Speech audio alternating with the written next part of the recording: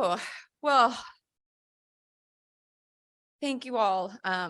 As Matt said, thank you, Dr. Alnaka and Kara, for setting this up, but for thinking to invite us. I remember when you called us a few months ago and asked us if we would attend, and I just am so honored that you would think to include us. I know my dad loved this meeting every year. He loved his radiomics meeting and would just go on and on and on and tell us all about it. And half of it I didn't understand, but I was, love that he was just like a kid in a candy store, kid in a scientific candy store. And he loved meeting with all of you and just, making each other better and challenging and debating. I know someone mentioned how much he loved to debate, and that was my father. He loved to debate.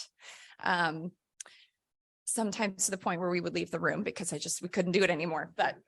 So I thought I'd start by just sharing some pictures, kind of present to you our family. There's many that couldn't make it here today. I know my sister is very, very sad she couldn't make it, but she's on a work trip. So I thought I'd just kind of take you through some pictures of my dad's life and just some recent things that have happened. So this is our family pictures we took in March of 2021. So my dad was diagnosed with PAH in January of 2019. Did very well throughout that year. And then of course, COVID hit. And so we were kept from him and my mom for a good amount of time. And we many times said, do we pull the trigger? Do we just go out and see you? Because we didn't know how his disease would progress. I would say average case is about 5 years from diagnosis, that most patients with PAH live on average 5 years. So we knew we had limited time. But it just never felt safe enough, never felt the right time. But in March of 2021, he basically said, screw it. I've had enough. We can separate and not be together and I could die, or I can come see you and I could get COVID and die. I'm going to die. So let's get together. So my mom and my dad made the trip out to San Diego. My sister and I both live on the same street, 3 houses down from each other. They came to San Diego to visit us, and we decided we wanted to take family pictures to kind of get some last moments together. And this is probably the last time my dad was healthy looking exteriorly.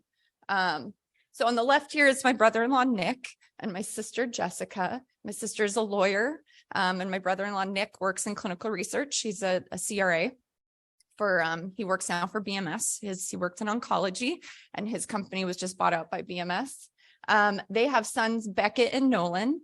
Beckett is 8 and Nolan is just about to turn 5. And then of course my mom and my dad. And then over here is my husband, Bryce, and my daughter, Kennedy, and my son, Jackson. I also work in clinical research. I am a clinical research trial manager. I work for a small biotech in San Diego.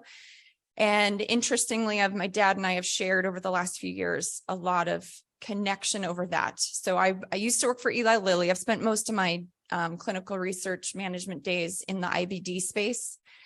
And in 2019, I was a ex-colleague of mine had started working at a small biotech in San Diego and was trying to get me over to run our phase 1, their IBD trials. And I said, hey, Dad, anytime anything happened in my life, I'd always call my dad and my mom and, hey, Dad, there's this new company that's kind of vetting me. What do you think of it? Check it out. And he called me back and he said, do you know what molecules they have in clinic? And I said, just IBD. I don't know anything about other than that. And my company is actually researching PAH. So it's been a really weird connection for him and I for the last few years. He actually signed on in mid 2020. He came on to work with the PAH team and talk to them as a patient and tell his patient journey story. He read our protocol. He read our ICS. He just spoke to the team.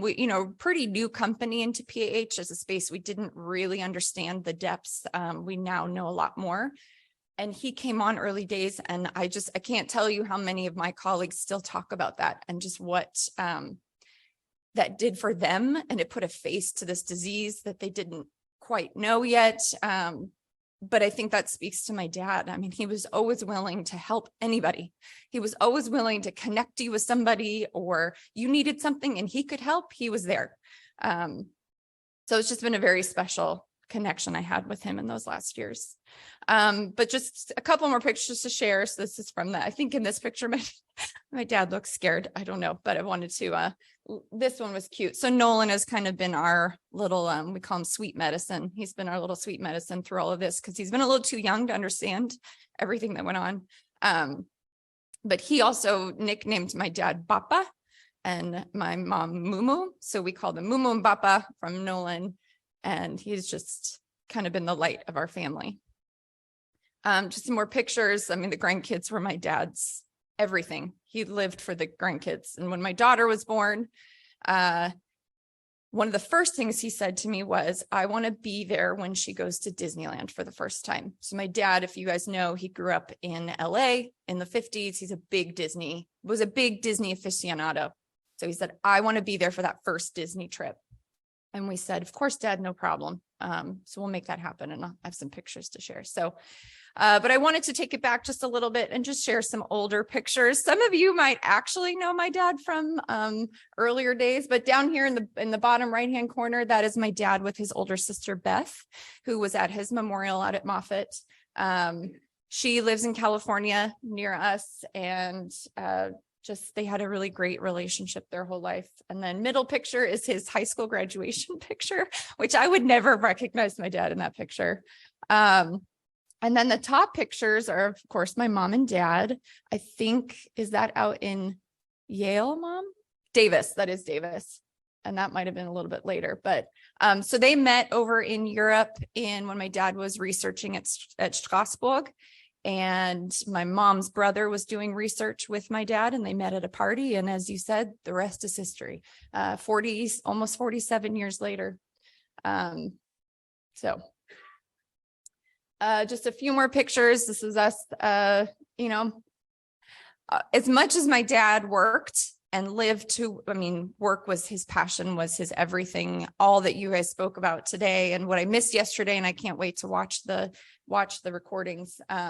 That was his everything. He devoted his whole life to. As much as he did that, though, he was still a very present father and always involved in all of our activities. Girl Scouts, this was a Girl Scouts thing, doing activities with us, taking us on motorcycle rides. I know my sister and I got to pick one day every school year where he would pick us up on the motorcycle from school and take us to a spring training baseball game. When we grew up in Arizona, we had spring training. And it was just cool. Your dad picking up on a motorcycle. And then here on the left-hand side, we did some dress-up pictures, and that's with my mom's dad, my grandfather. So back to the Disney. So my dad asked, can I be there for that first day of the first time you go to Disneyland? And we said, yes, of course. So we had this big trip planned 2020. Of course, that did not happen. So when we created our sweatshirts, we made sure to cross out the 2020. We did it in 2021. As his health was declining in 2021, we knew we had to do it fast and do it quick. And so we did it. We did 2 weeks over Christmas, last Christmas, and we knew we couldn't do Disneyland. We had to do Disney World because he wouldn't be able to travel out. So we rented a house in Orlando. And we did 2 weeks together, and we did all the parks, and it was probably too much, but wanted to give him that last bucket list check off. My husband created these sweatshirts that on the back we said, let's inject some Christmas spirit because of the COVID vaccine. It was just, we were trying to be funny and laugh through the pain. But this is my dad with his grandkids at Disney World. He got his last bucket list item checked off. And I visited him in 2021 as I knew he was starting to decline. And I sat down with him and I said, what's on your bucket list? What have you not done in life that we can help you finish? And he said, professionally, nothing. He said, I have some ongoing research that I need to find the right people to take it over. But he's like, I feel like I've made.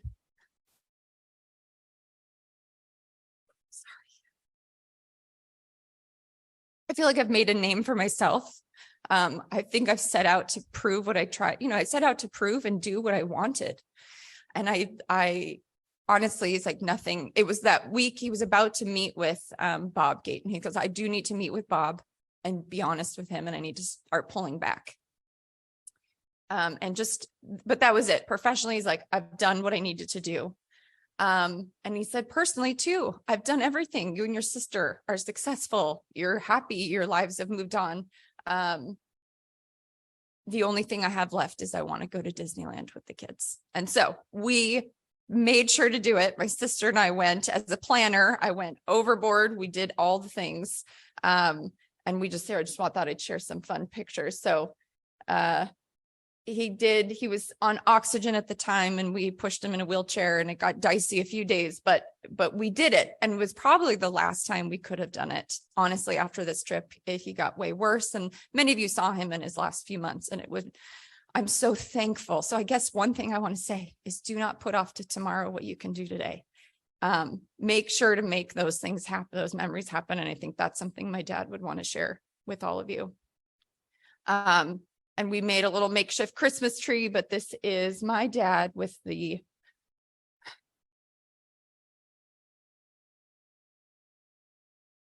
loves of his life, and what he really lived for at the end.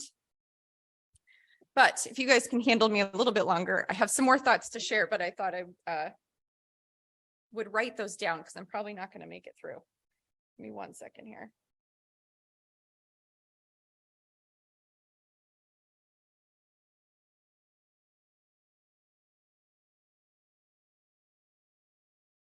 Computer's not starting up. Give me 1 second.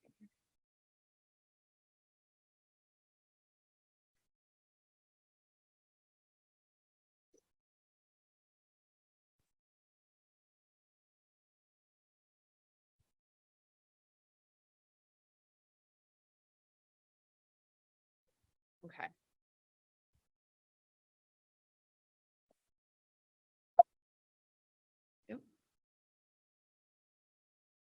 No, maybe just move this over. Thanks. Good. Okay.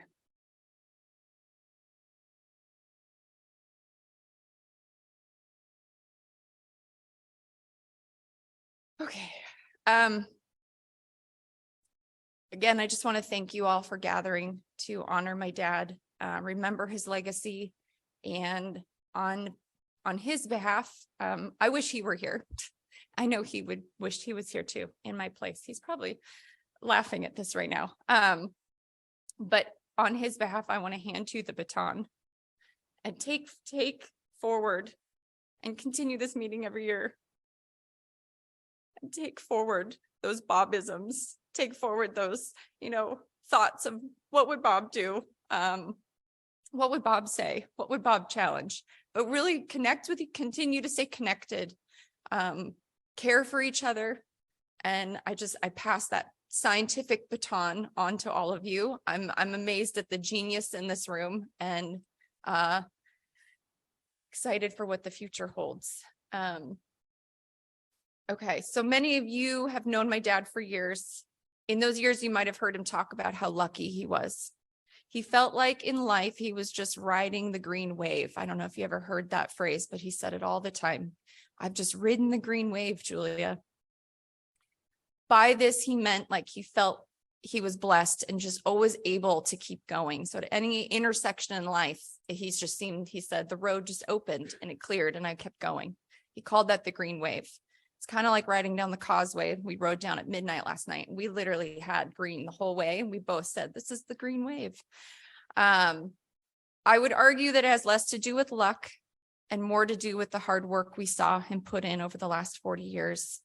But this perspective, the ability to see things this way, truly was one of my dad's gifts. To let positivity outshine any negativity. The motto by which he lived his life was, if you live what you do, you never work a day in your life. And he was one of the lucky ones who actually got to live out this world where he never felt like he was working. He never felt like he was working a day in his life because to him, it wasn't work.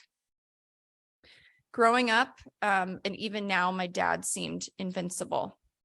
Like I said, when he was diagnosed with PAH in 2019, one, I didn't know what it was at the time. But when I started to learn, we all did. We felt that he was just going to battle it and he would beat the odds because my dad was invincible. He was always our stable constant, without which life was going to be a lot less.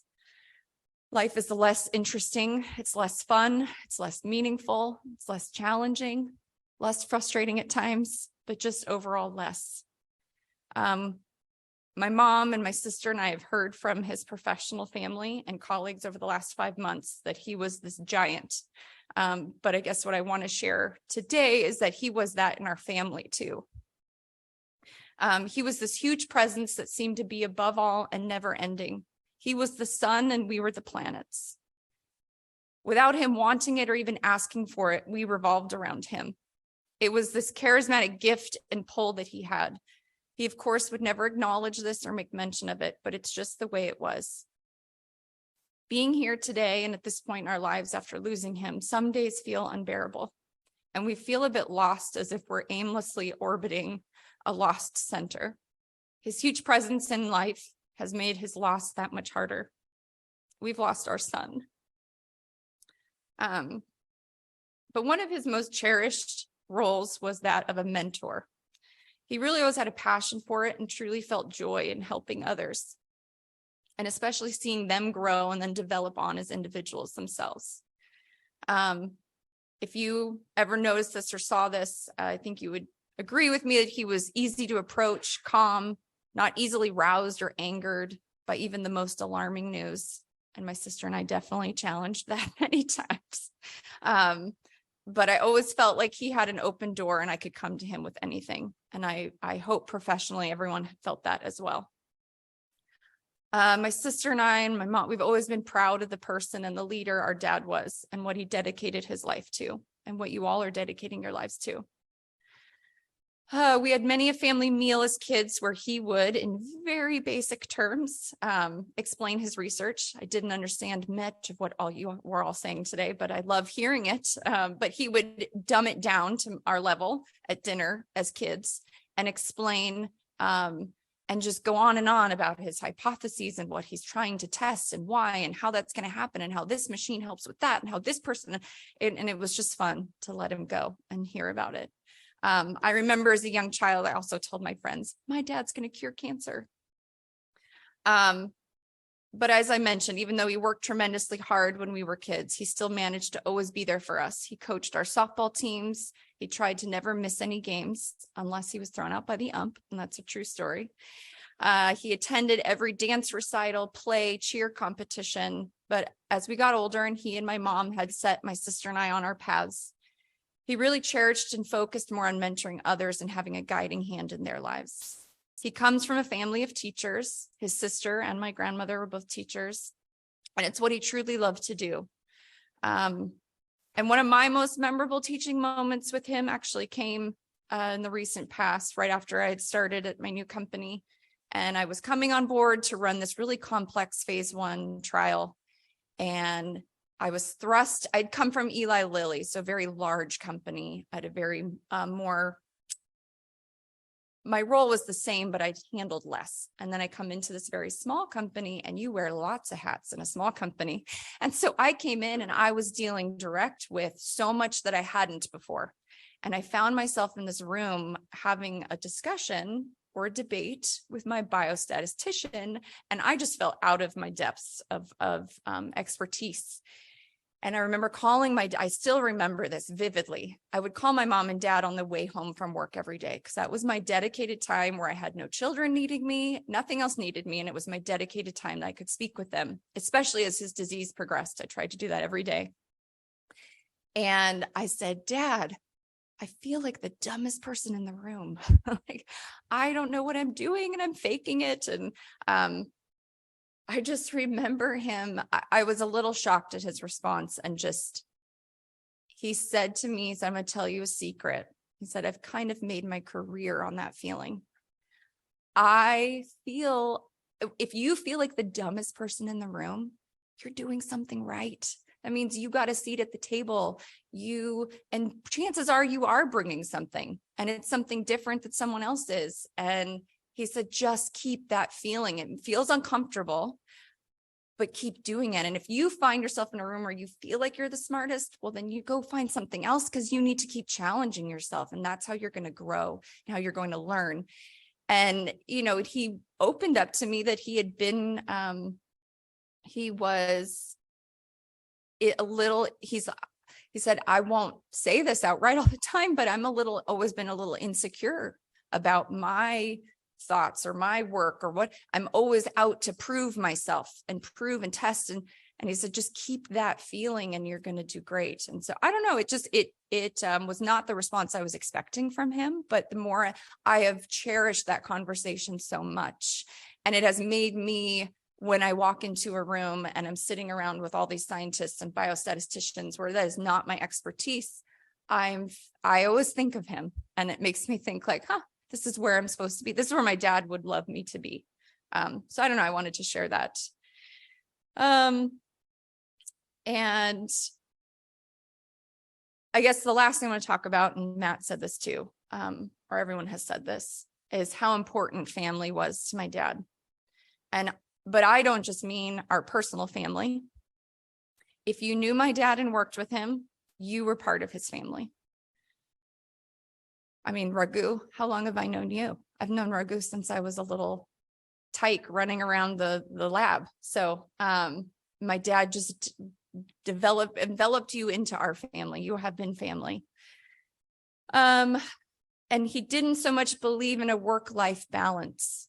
He worked and he lifed all the time. And he didn't like that term work-life balance. He called it a work-life continuum, because it's just constant. But the final essential aspect of that family is my mom. His rock of close to 47 years, whom he loved and admired. We've had conversations since he passed about his amazing career and the outpouring of letters and comments and thoughts and emails. I mean, it was so overwhelming, but in a positive, and just filled our hearts so much. But it just made us realize what an amazing career and impact he made on the world. And after a few days after he had passed, we were talking in one of those moments where we were just remarking on what an amazing impact he made. And my mom made the comment like, you know, I never got to make that same impact. And I guess I would argue that that's not true. And she didn't say it with resentment, and it was nothing but just a comment laced with admiration and pride for my dad. But what not everyone sees on the surface is that she worked too. She worked, but she also worked tirelessly to support my dad and support his dreams, and gave my dad the opportunity and the ability to have everything he wanted: a life family, a work family. But behind every meeting or Mole Fest or Secret Santa or White Elephant Party or any talk that he gave or conference trip or career move, a grant proposal, behind all of that was our mom. She kept the wheels greased so that my dad could do what he did best. But I want everyone to know, and our dad would not have been half the scientist he was without her. So I do want to, and I know my dad would want to, is acknowledge my mom for everything she did for him and for us. And we'll keep reminding her of the impact her life had.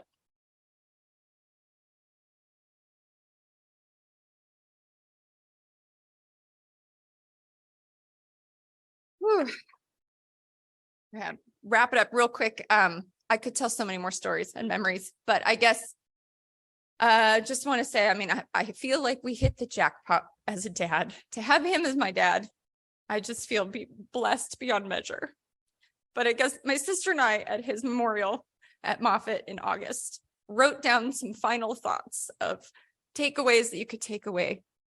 Knowing my dad, these were things that he would say. Find a passion and a source of joy in life. Always help people, even when you yourself may need help. That was a big one. Even as he was dying, he was still trying to help others and still trying to connect people with other people that would help them. Don't be quick to judge or anger. Be approachable and engaged in other people's lives. Love your family. Spoil your grandchildren. Think ahead. Anyone remembers the sign outside of his office that says think ahead, where the D is on the next line? Oh, we love that one.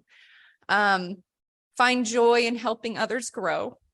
Don't take it as a challenge to your own success.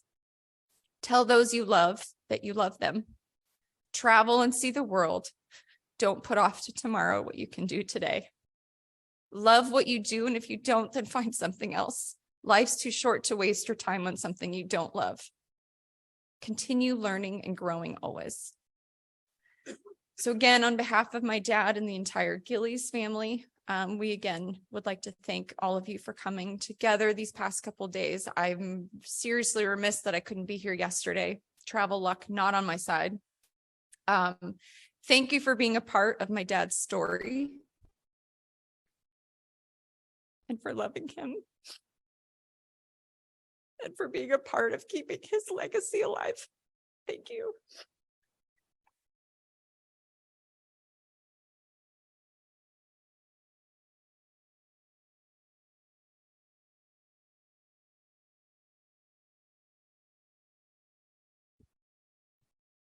Thank you so much, Julia, for these very touching words. I don't know if I have anything to add, to be honest.